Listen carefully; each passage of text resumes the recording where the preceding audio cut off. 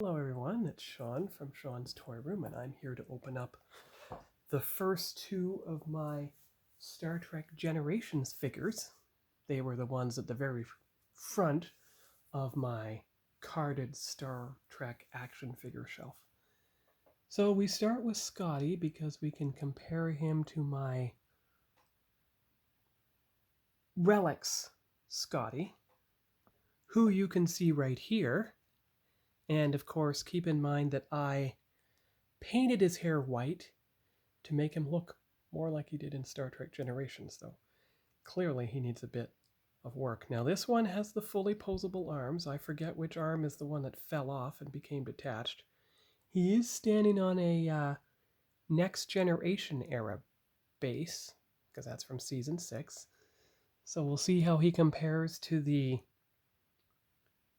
Star Trek Generations base, but you'd think since this is Scotty from 2293 instead of 2294, that he should actually be on a more movie era base, like the one that Captain Kirk wore on the front of his uniform, and that Scotty is wearing on the front of his. But anyway, there's the base, there's the card, there's the phaser and the communicator, and there is the back of the card showing the misnamed Admiral Kirk. It's supposed to be Captain Kirk. And all the figures you get in the line, you can see the Generations figure collar on all of them that was not the same as that which appeared on the show. And I think I have most of these figures. And you can see a detailed layout of his accessories there. Interesting how he has the classic communicator, but if you looked at Star Trek 5, when Kirk was using the communicator on the Shakari planet, it was nearly identical, as was the phaser, to that which was seen in the original series. So enough about that. Let's open up the figure and see what we have. All right, so the plastic came up off the card back, leaving a bit of, but you know what? It just came unglued, and so we'll just have to deal with it because the card back is not the important part of the figure. The figure is the important part. I just saved the card back so that I have the, well, I don't have the stock number either, but the Generations Scotty description will have to be enough for now.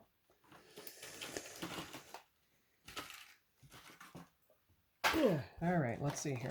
So he doesn't have any of his accessories in a bag, not like the TNG figures did, so I am going to be forced to put his accessories into the little bag that his Generations poster came in and go from there. But you can see how the Soran card is a much more yellow background than the Scotty one. Just fascinating. You'd think the more faded colors would come from the 24th century thing instead of the 23rd century thing. So here is the mini poster. Got so many of them by now. There's the Enterprise D approaching a Nexus, which never occurred in real life, although that could stand in for Viridian 3 or Viridian 4. But that should be the Enterprise B approaching a Nexus, if anything.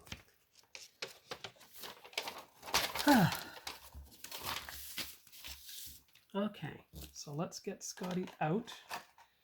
So ooh, good. Oh, wait. He doesn't have elbow joints, see? And you see his hair is darker. His hair is darker than my figure. He's got the white collar when he should be wearing the yellow engineering collar. Because even with 30 years of fading, although the card back was crystal clear, you can't even be charitable and call that a yellow. So what I may have to do is carefully, with the folk art paint, recolor his collar to make it yellow. And his hair is darker, as is his mustache, than he appeared in Generations. This is more of how he looked in Star Trek 3. Iron gray hair, not. So I am going to have to fix him. His legs don't bend either.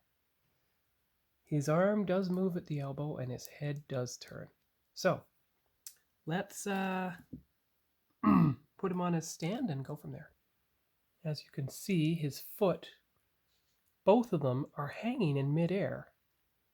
There's not, because if his leg was completely straight, like the Relics Scotty, you can see at least the heel would be touching. So that's where you can see that the Generations figure's cheaped out a bit. But at least he's got his tricorder, his phaser, and his communicator. So I am going to put those accessories in a little bag here, and then we'll get a picture of him with his card back, his rather damaged card back. And I know this bag is very small. I mean large. But he didn't come with a small little bag to put his accessories in, so I did what I could. But the thing is, you roll it up like this till you get to the tape.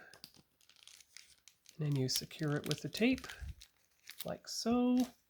Put Scotty on his base. Lean him a bit so he's standing a bit more upright. Take the picture. Compare him to Relics Scotty for a side-to-side comparison, which will be zoomed in later.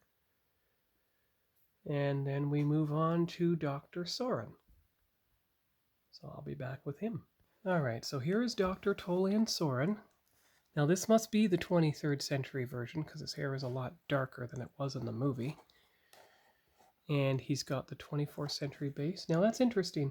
Scotty's bubble did not have a separate label, so this is going to have to go in the center of the card back. He's got his tools. Looks like a Klingon disruptor. There's his watch. There's his...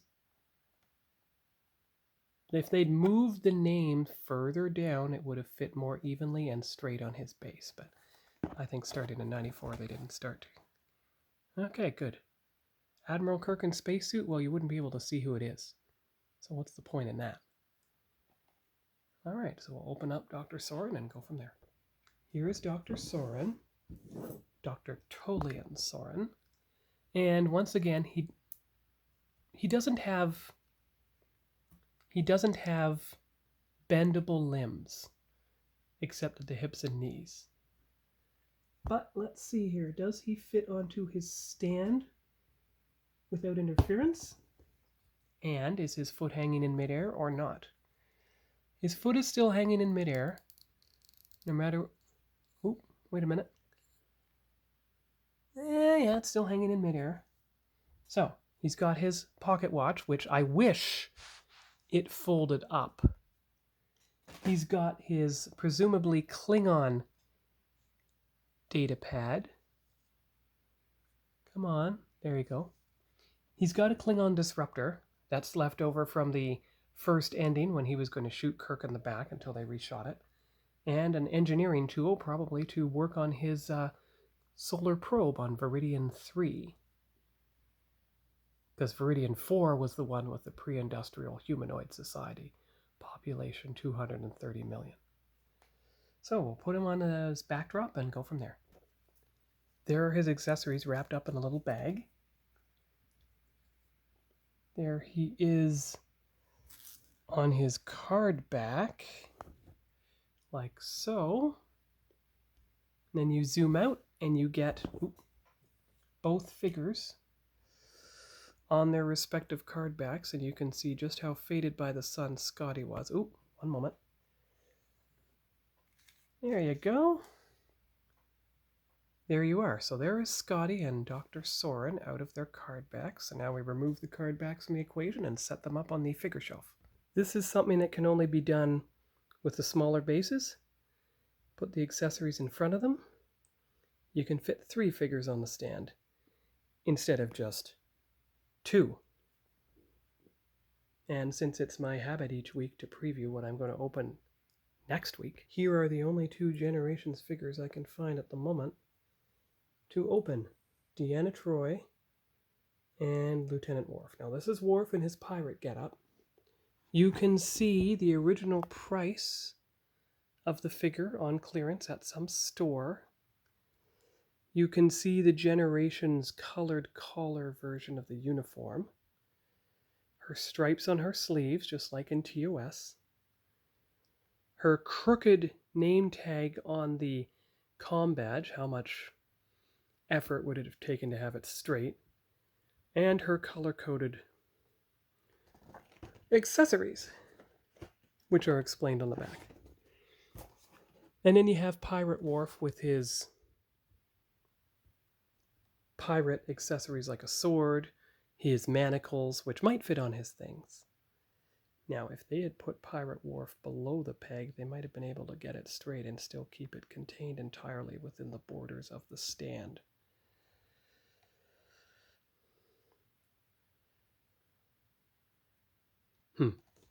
Anyway, that is the Generations figure. So I'm just digging my way deeper into the second shelf. I have 4 out of 5 or so All Good Things figures. I'm not going to open Captain Pike because he's very rare. He cost me 40 instead of 20, and he is a Star Trek 30 Years figure. But I will open McCoy because he'll go with the dress uniform of Kirk and Spock. So, yeah. Oh, well, look at this. Commander Riker's also a Star Trek 30 Years figure as well, but you know, you gotta let some figures out of their prison. Look, see how he says Special Collector's Edition for Captain Pike? Special Anniversary Edition, that's why I'm not opening him. They gotta keep some carded, like my other copy of Sarek, Lwaxana Troi, and Captain Pike. Alright, and of course, now that I know I can fit 3 figures here, I might as well put Deanna Troi next to Scotty, because she met him in Relics, so they belong on the same shelf. And then you start filling out the other shelves, 3 in each section, so that'll take 12 in total. And you keep these on the top shelf because you might be able to put this on the shelf and fit more figures in this empty space here. And by then, I should have been able to dig my way deep enough into the shelf that I can put this display thing onto the shelf in there and then put other figures up here after I buy another one. Because this is what I'm going to try to do. Buy a shelf like this so that you can look straight on and get all the figures in a portrait mode, as if they were posing for a class picture, much like the Motu Origins figures. And you can see the effect when you turn the flashlight on. It's just like a class picture. So that's all for now.